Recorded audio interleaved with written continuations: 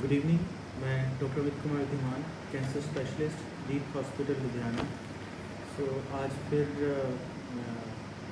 मैं लाइव हो रहा हूँ आप सबके साथ। लास्ट टाइम हमने बात की थी general regarding the cancer, and this time आज specifically we will talk about the breast cancer.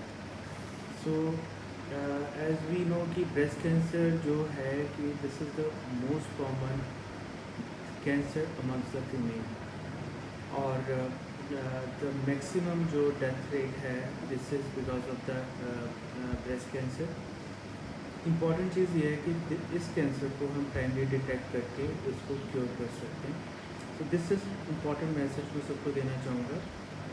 Being a curable disease at timely diagnose with the proper treatment, ये disease should not be miss. अब सबसे ज़्यादा risk पे कौन है breast cancer के लिए? सबसे ज़्यादा ब्रेस्ट कैंसर के रिस्क पे लेडीज़ हैं, females. So this is the mainly cancer of females, but mails can also be having this cancer. Her 100 female breast cancer patient के पीछे एक मेल ब्रेस्ट कैंसर पेशेंट हो सकता है।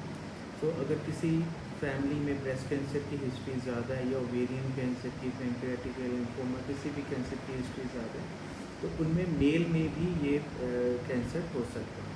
पर्टिकुलरली अगर कोई बरका जीन वगैरह जो कि जीन्स है ब्रेस्ट कैंसर के, वो चीज़ है। अब इंसिडेंस क्या है, क्या इंसिडेंस है, और कितना एक लेडी को अपना ध्यान रखना चाहिए, कितनी ज़रूरत है।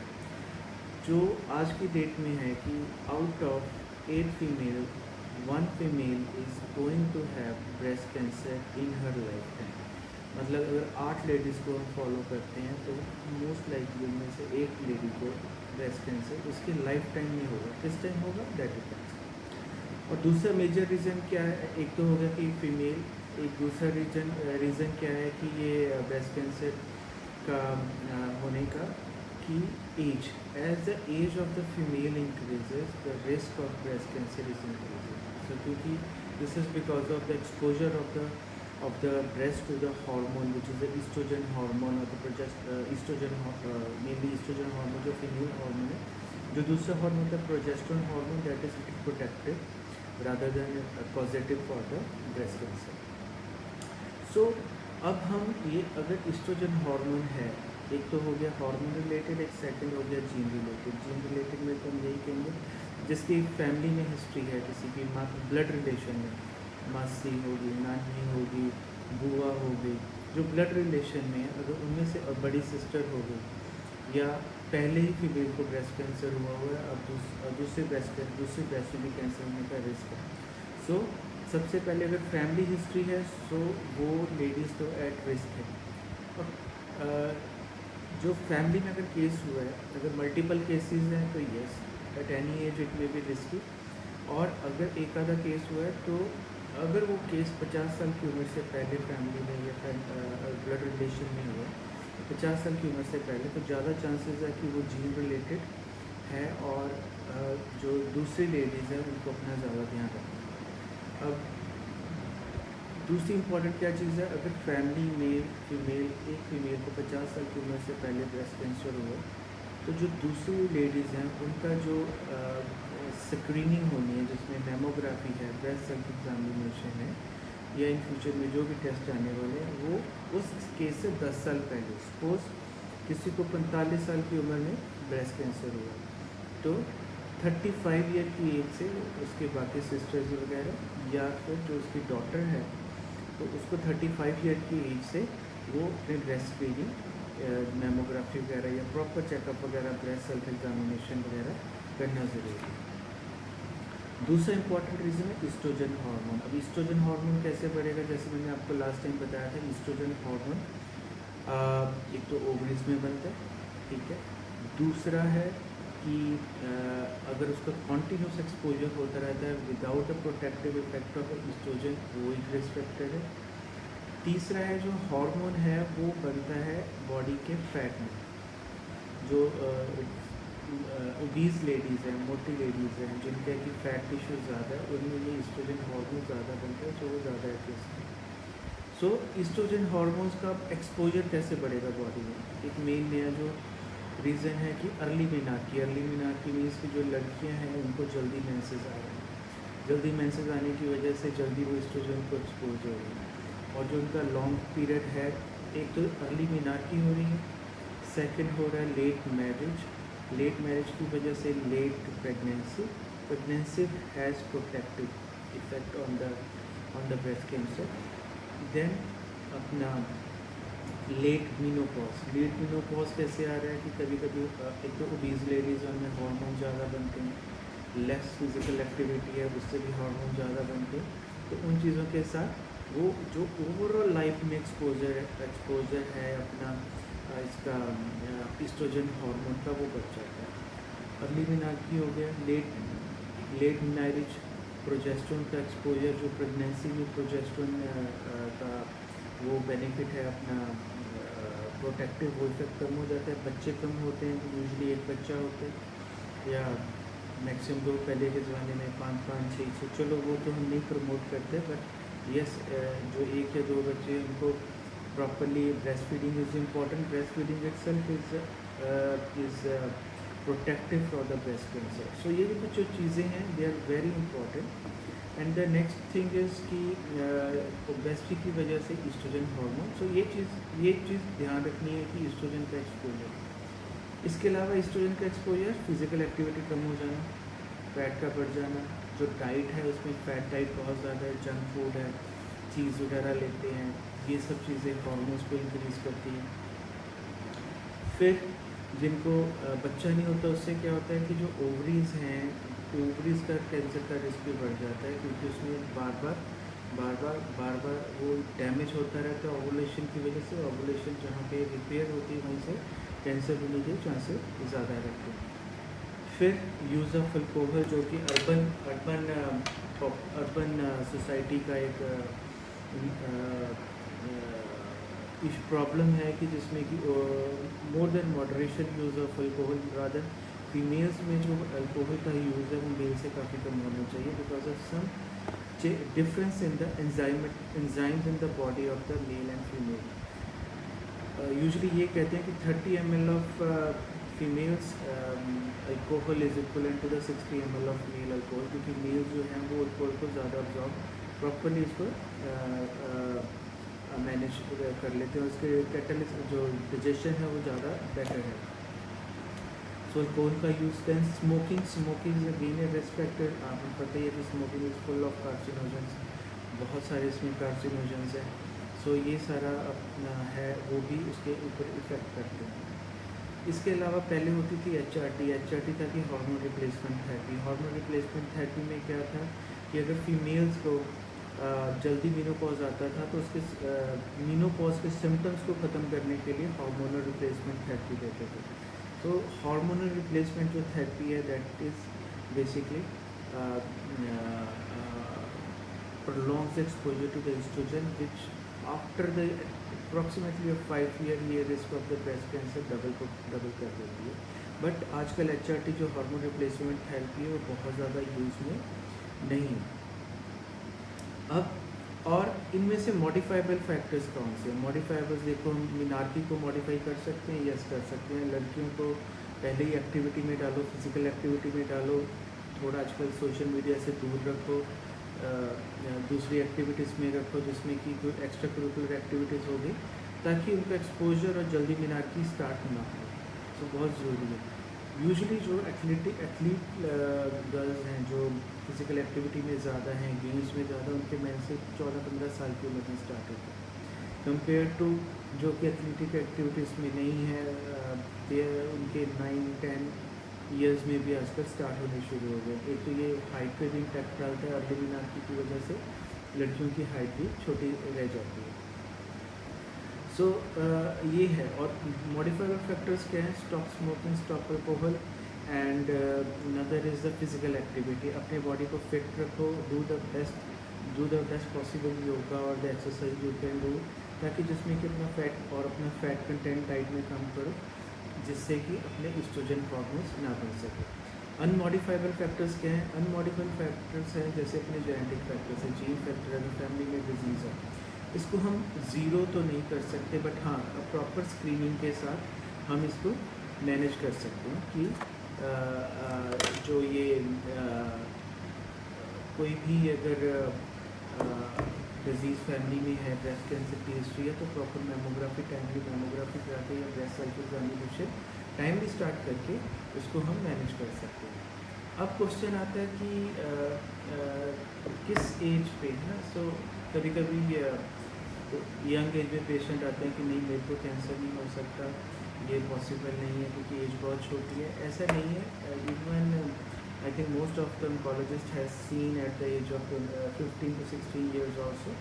Even I have seen the patient of breast cancer at the age of 15-16 years.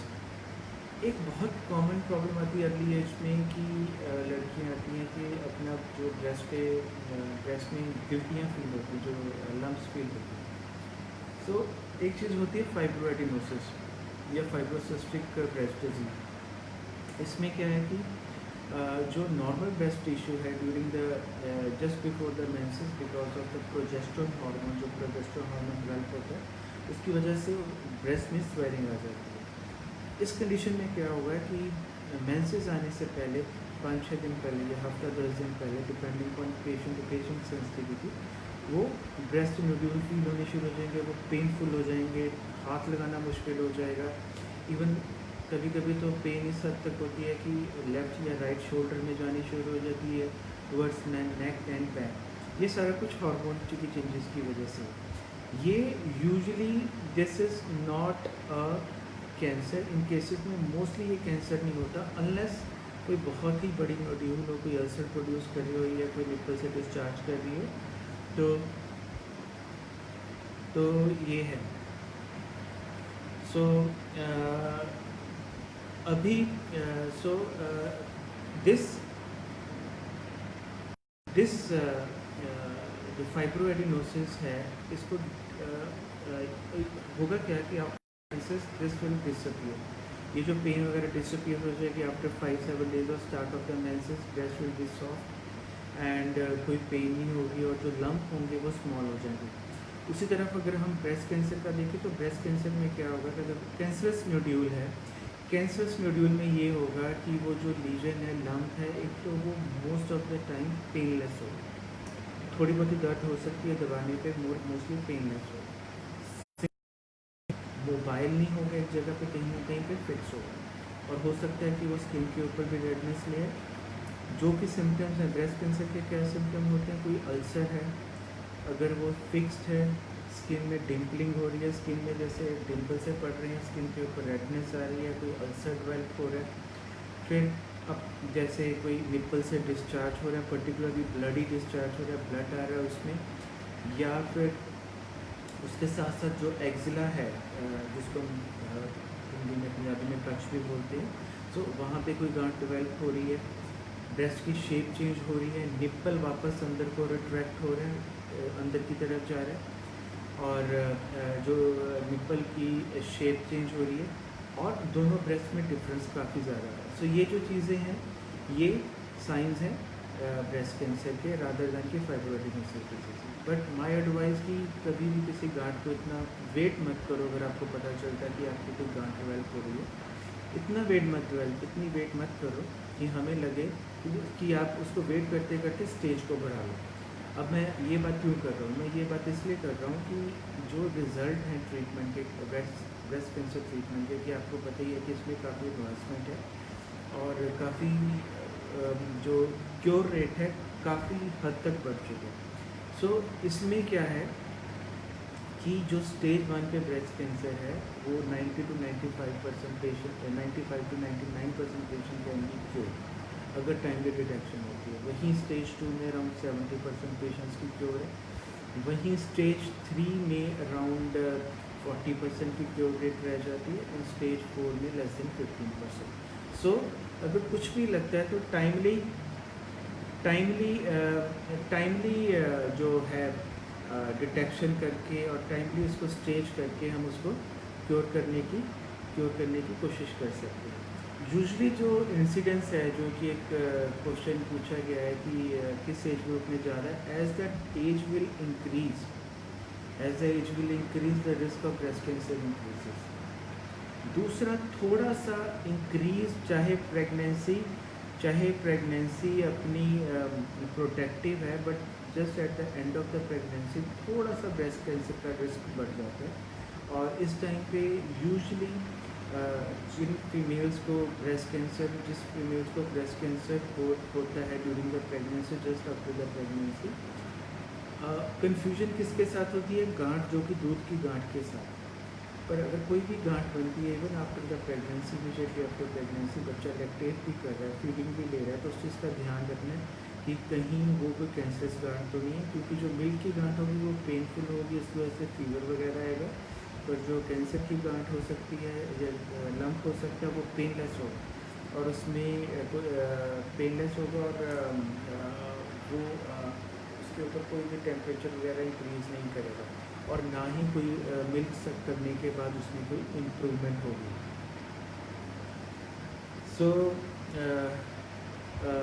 सो ये है। फिर है कि अर्ली डिटेक्शन इम्पॉर्टेंट तो है, बट कैसे कर सकते हैं? अर्ली डिटेक्शन इम्पॉर्टेंट है, पर हम करने के लिए उसके तरीके हैं। एक तो breast self examination. Breast self examination में क्या है कि हर लड़की को अपना ब्रेस्ट के बारे में पता होना चाहिए after the age of 20 years. So उसमें देयर आर डिफरेंट मेथड, कि जैसे ब्रेस्ट को 4 हिस्सों में डिवाइड कर लो, उसको पूरे अपनी पाम है, ये जो फिंगर्स का ये वाला एरिया, इससे पल्पेट करना। कभी भी उसको पंच करके पल्पेट नहीं करना। अगर आप पंच करके पकड़ के आप पल्पेट करेंगे तो आपको जगह जगह पे गांठें फील होंगी। सो this is a very wrong method, और आपको लगेगा कि मेरी ब्रेस्ट में तो गांठें भरी पड़ी। सो इस पार्ट के साथ जो अपनी पसलियाँ हैं रिब्स के अगेंस्ट उसको फील करना। इससे अगर कोई भी नोड्यूल वगैरह होगी, वो कुछ भी डेवलप होना होगा, इमीडिएटली तो फर्स्ट टाइम तो नहीं बता सकते, but over the time girl will come to know, और the lady will come to know कि उनकी ब्रेस्ट कैसे फील होती है। सो जैसे लाइफ में कोई भी चेंजेस आएगी तो वो पता चल जाएगा कि ये चेंजेस क्या है। तो इसमें है कि या तो ब्रेस्ट को 4 हिस्सों में डिवाइड करो, या ब्रेस्ट को ऊपर नीचे करके डिफरेंट एरो के साथ वर्क करके आप उसको एग्जामिन कर सकते हैं against the breast, against rib cage. Then उसके बाद निप्पल को दबा के जरूर देखना है कि उसमें कोई डिस्चार्ज वगैरह तो नहीं आ रहा, उसमें कोई ब्लड तो नहीं आ रहा। उसके बाद एक्जिला में भी ज़रूर देखना है कि कहीं कोई गांठ वगैरह तो नहीं है, क्योंकि जो ब्रेस्ट का एक हिस्सा होता है ब्रेस्ट टेल, उसमें भी ब्रेस्ट कैंसर डेवलप होने का चांसेस रहते हैं, जो कि मिस हो सकते हैं अगर आप ब्रेस्ट सेल्फ एग्जामिनेशन में अपना एक्जिला एग्जामिन नहीं करते। अब ये है कि कब करना है। सो क्योंकि जस्ट बिफोर मेंसेस तो ब्रेस्ट टेंडर होती है, तो उस टाइम पॉसिबल भी नहीं है। And second, just before breast menses breast में फ्लूइड भरा होता है, फ्लूइड पानी इकट्ठा हुआ होता है बिकॉज ऑफ द हार्मोन। उस टाइम अगर करोगे तो दर्द होगा और आपको गांठें अननेसेसरी फील होंगी। सो बेस्ट टाइम जिस दिन आपके मेंसेस शुरू हो उसके 5 से 7 दिन बाद आप एग्जामिन करो। एग्जामिन आप शीशे के ऑपोजिट भी कर सकते हो, अपने शीशे के ऑपोजिट खड़े होकर कर सकते हो, कि आपको नॉर्मलिटी दिखती है, दोनों ब्रेस्ट में डिफरेंस दिखता है, कोई रेडनेस दिखती है तो आप पकड़ सकते हो। सेकंड, नहाते हुए भी कर सकते हो, क्योंकि नहाते हुए ब्रेस्ट थोड़ी स्किन सॉफ्ट होने की वजह से ईजिली पता चल जाता है। अब ये तो हो गया जो कि जिनके मेंसेस रेगुलर आ रहे हैं। सपोज जिनके मेंसेस रेगुलर नहीं है, जैसे कोई ओसिस ले रहा है और ओरल कॉन्ट्रासेप्टिव्स ले रहे हैं, सो वो उस दिन शुरू कर सकते हैं जिस दिन उन्होंने अपने नया पैक शुरू करना है उस दिन। और जो पोस्ट मेनोपॉजल फीमेल्स हैं जिनके ब्रेस्ट, क्योंकि पोस्ट मेनोपॉजल फीमेल्स में मैक्सिमम ब्रेस्ट कैंसर का रिस्क है, तो उनको कब करना है? Fix a day in a month. Suppose पहला संडे फिक्स कर लिया, सेकंड संडे, थर्ड संडे, कुछ भी फिक्स कर लो, उसी को ही आपने उसी दिन को आपने बार बार ब्रेस्ट को एग्जामिन करना। इससे होगा क्या कि धीरे धीरे you will come to know कि आपकी ब्रेस्ट कैसे फील होती है, और बाई चांस कोई चेंजेस आती है तो आप इजीली उसको पिक कर सकते हो। सो ये इम्पोर्टेंट है। अगर किसी की फैमिली हिस्ट्री बहुत स्ट्रॉन्ग है, उनको तो हम ये एडवाइस करते हैं कि आप मेमोग्राम कराओ, MR मेमोग्राम, जो कि MRI का मेमोग्राम होता है, जिससे कि डिजीज़, छोटी डिजीज़ को भी टाइमली पकड़ सकते हैं। कुछ कैंसर की किस्में ऐसी हैं, टाइप्स ऐसे हैं जिस हम डिफरेंट टाइप इसको डिवाइड करते हैं, जिसमें कि ब्रेस्ट में लंप वगैरह नहीं बनते, जस्ट एक सॉफ्ट सा थिकनिंग से आ जाती है। तो जो वो चीज़ें हैं वो भी आप एग्जामिनेशन पे ढूंढ सकते हो, बट वो मेमोग्राफी पे या फिर एमआर मेमोग्राम पे वो बेटर डिटेक्ट हो। सो डिफरेंट मेथड है, आप किस रिस्क पे हो। मेमोग्राफी सेल्फ ब्रेस्ट एग्जामिनेशन और सिंपल मेमोग्राफी उन लेडीज़ के लिए जो कि सिंपल रिस्क पे हैं, जिनको रिस्क ब्रेस्ट कैंसर का रिस्क ज़्यादा नहीं है, पर जिनकी फैमिली में हिस्ट्री स्ट्रॉन्ग है उनको तो एमआर मेमोग्राम इज़ रिकमेंडेड। सो ये हो गया। सपोज अब बाई चांस किसी को ब्रेस्ट में गांठ फील होती है, राइट। सो जब गांठ फील हो रही है तो आप उस टाइम क्या कर सकते हैं। एक तो आपने देखना आपका फेस कौन सा है मेंसेस का। अगर आपको लगता है कि जस्ट प्री मेंसेस आपको ये फेस गांठ फील हो रही है, wait till the time there is a relief, जब मेंसेस ख़त्म हो जाए या स्टार्ट ऑफ मेंसेस से 5 to 7 डेज पे, अगर उस टाइम पे वो नोड्यूल डिसअपियर हो जाती है तो you need not to worry, but still keep an eye, कि नज़र ज़रूर रखो कि कहीं वो दोबारा बार बार तो नहीं हो रही है। दूसरा, अगर आपको लग रहा है कि वो परसिस्ट कर रही है, पेनफुल नहीं है, तो आपको क्या करना है कि आपको डॉक्टर की कंसल्ट लेनी है। जो इसमें टेस्ट होता है तो क्लिनिकल एग्जामिनेशन, डॉक्टर की तरफ से क्लिनिकल एग्जामिनेशन, तो उनको क्या फील हो रहा है। सेकेंड एफएनएसी, इसको ट्रिपल टेस्ट भी बोलते हैं। एफएनएसी मेमोग्राफी करवानी है, उसके बाद एफएनएसी। मेमोग्राफी पहले करते हैं एफएनएसी से पहले, ताकि उसका जो स्ट्रक्चर है वो डिस्टॉर्ट ना हो जाए। अगर पहले एफएनएसी कर देंगे तो उसका स्ट्रक्चर डिस्टॉर्ट हो जाएगा और मेमोग्राम में उसकी प्रॉपर पिक्चर नहीं आ पाएगी। सो इसलिए पहले एग्जामिनेशन, फिर मेमोग्राफी, देन द एफएनएसी। और अगर एफएनएसी में कैंसर सेल दिखते हैं तो accordingly we have to proceed. अब जो ट्रीटमेंट है ब्रेस्ट कैंसर का, सो ब्रेस्ट कैंसर के ट्रीटमेंट में क्या है, सर्जरी भी है, कीमोथेरेपी भी है, हार्मोनल थेरेपी भी है, टारगेट थेरेपी भी है, रेडिएशन की थेरेपी भी है। और किस पेशेंट को क्या चाहिए वो ट्यूमर प्रोफाइल पे डिपेंड करता है। अब प्रोफाइल, स्टेजिंग, ट्यूमर प्रोफाइल सब कुछ इम्पॉर्टेंट है कि हमने पेशेंट को डायग्नोस कंफर्म किया। डायग्नोस कंफर्म करने के बाद उसकी स्टेजिंग करनी पड़ती है। स्टेजिंग में हम देखते हैं कि डिजीज़ वहीं पे है, कहीं ज़्यादा स्प्रेड तो नहीं हुई, कोई लंग्स या बोन में तो नहीं आई है, सो वो चीज़ें तो नहीं हुई है। फिर अगर वो है तो उसकी बायोप्सी करते हैं। सर्जरी पहले करनी है, बायोप्सी का तो डिज़ीज़ थोड़ी ज़्यादा बड़ी हुई लग रही है तो पहले हम बायोप्सी की तरफ जाते हैं। उसमें देखते हैं कि उनकी प्रोफाइल क्या है। प्रोफाइल में सबसे इम्पोर्टेंट है ईस्ट्रोजन रिसेप्टर स्टेटस क्या है, प्रोजेस्टेरोन रिसेप्टर स्टेटस क्या है, और HER2 रिसेप्टर स्टेटस क्या है। Estrogen and progesterone are good, HER2 is bad, absence of all the three is again very good. So ERPR is good, estrogen progesterone hormones are good, HER2 is bad, absence of three is really bad. So is ERPR good, इसमें patient को hormonal treatment देते हैं। और अगर ERPR HER2 तीनों positive है तो oestrogen treatment के बाद, कीमोथेरेपी, सर्जरी के बाद hormonal therapy as well as target therapy देते हैं, जिसका ट्रीटमेंट अप्रॉक्सीमेटली 1 ईयर के आसपास चलता है। न्यू रिकमेंडेशन में 6 मंथ भी है, बट अभी 1 year is the standard protocol. Third है जो ERPR negative, the HER2 positive, तो इसमें जो इंजेक्शन है अप्रॉक्सीमेटली 1 ईयर के लिए चलता है।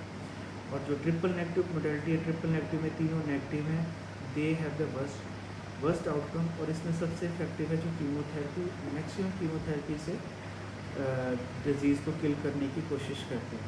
कई बार एक क्वेश्चन करते हैं पेशेंट की, अगर उनकी, हम कई बार कहते हैं कि नहीं पहले आप बेटर है कीमो करवाओ, ट्रीटमेंट करवाओ, फिर आप सर्जरी की तरफ जाओ। इसमें रीज़न क्या है कि there is there are the occult metastasis. Occult metastasis means कि in spite of the disease, चाहे किसी भी स्कैन पे, चाहे वो पेट स्कैन है, CT स्कैन है, जो भी स्कैन है, डिजीज़ हमें सिर्फ वहीं पे दिख रही है जहाँ पे इधर ब्रेस्ट में और एक्जिना में, जो कि ईजिली ऑपरेबल है। बट अगर डिजीज़ का ट्यूमर प्रोफाइल अच्छा नहीं, जैसे ट्रिपल नेगेटिव है या HER2 पॉजिटिव है, तो वो डिजीज़ बहुत जल्दी बॉडी में स्प्रेड करती है। सो इंटेंशन यहाँ क्या है कि लोकल डिजीज़ को तो हम कभी भी ठीक कर सकते हैं, बट बाकी की जो डिजीज़ का स्प्रेड है उसको ख़त्म करने के लिए पहले कीमोथेरेपी देते हैं।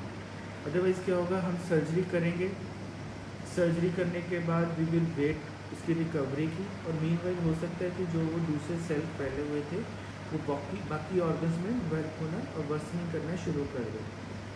दूसरा ये भी एडवांटेज है न्यू एडजुवेंट जो कीमोथेरेपी, न्यू एडजुवेंट कीमोथेरेपी उसको बोलते हैं, जो सर्जरी से पहले देते हैं, कि हमें पता चल जाता है कि पेशेंट की डिजीज़ कैसा रिस्पॉन्ड कर रही है कीमोथेरेपी को, और कीमोथेरेपी देने के बाद कितनी डिजीज़ चली गई है। इससे हमें ये भी आइडिया मिल जाता है कि हमें कुछ कंडीशंस में कि बाद में हमें कीमोथेरेपी चेंज करने की ज़रूरत है कि नहीं है। तीसरा बेनिफिट ये है कि अगर कोई लेडी ब्रेस्ट कंजर्व करना चाहती है, ब्रेस्ट प्रिजर्व करना चाहती है और लीजन बड़ा है, साइज़ बड़ा है, तो उसको डाउन स्टेज करके उसको सिर्फ गांठ को निकाल के और एक्जिला को क्लियर करके उसके ब्रेस्ट को कंजर्व कर सकते हैं।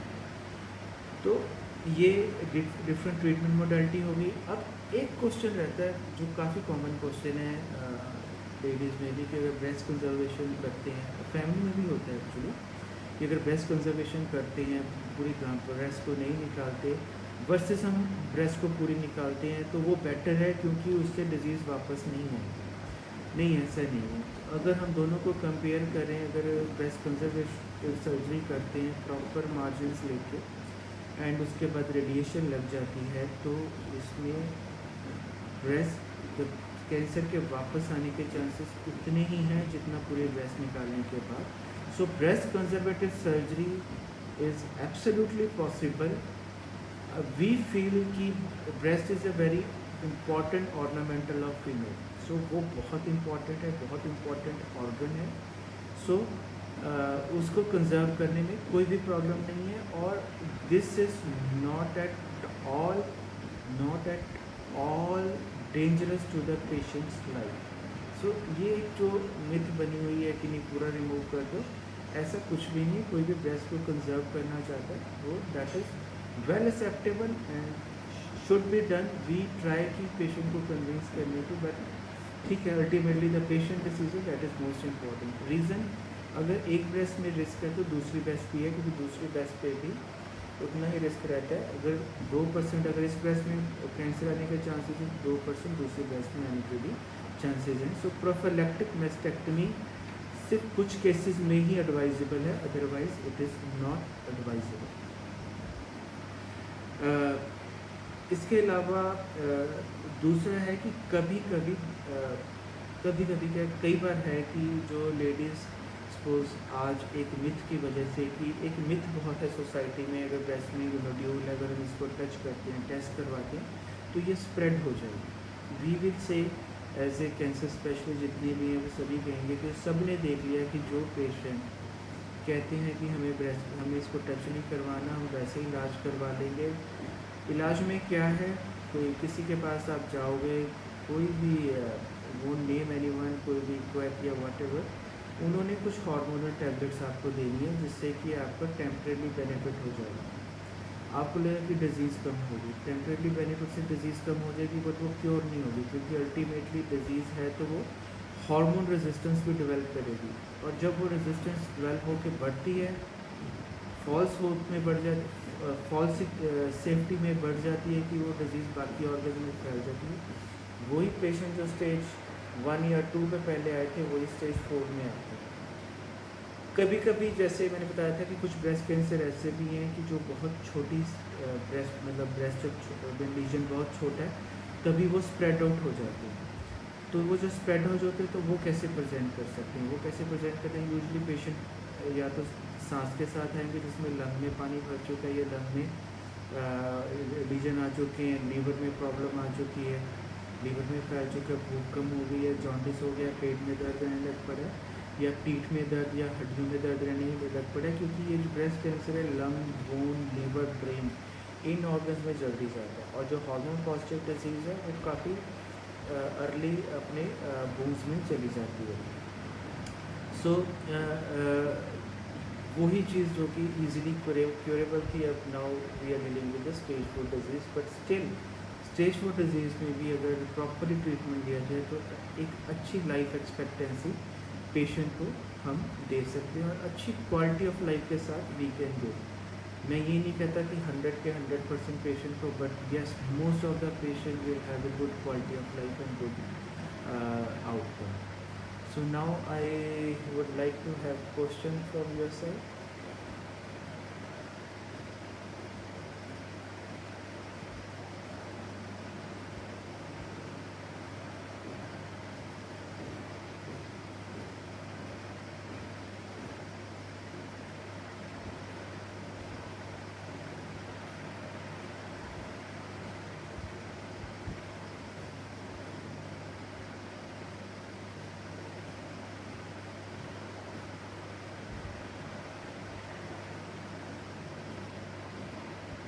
So, Mr. Anuj, are we having any questions?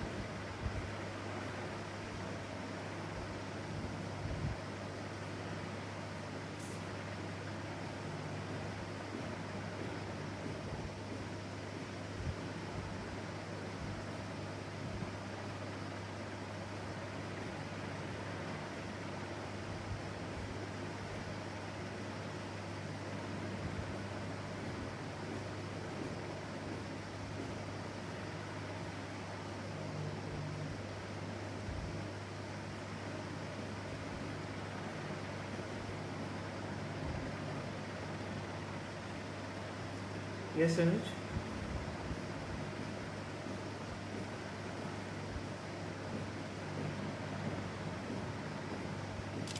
Yes, yes, male do. As I told you, कि जो male breast cancer is also a known entity, and but for every 100 female breast cancer patient there is one male breast cancer patient. So इसमें क्या है कि particularly वही mail है जिनके जिन्हें ये कैंसर होगा, जिनकी फैमिली में फीमेल्स में ब्रेस्ट कैंसर है, ओवेरियन कैंसर है या लिम्फोमा के केसेस है। ये बरका जीन की वजह से ये कैंसर मेल्स में भी हो सकता है।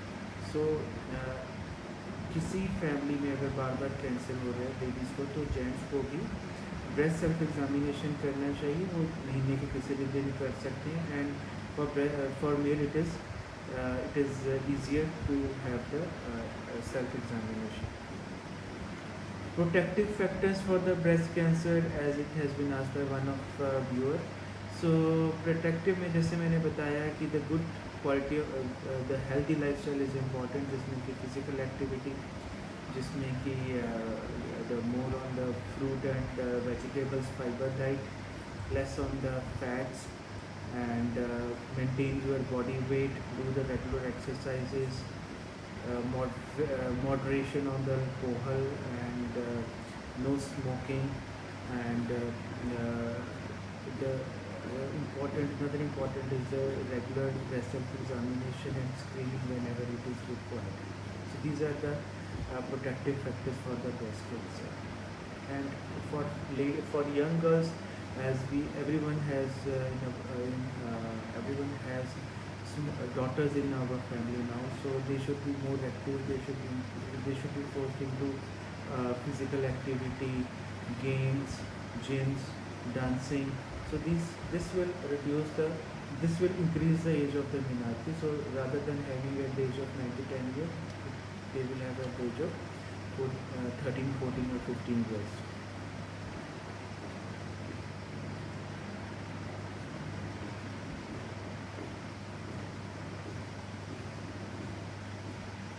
Any other question?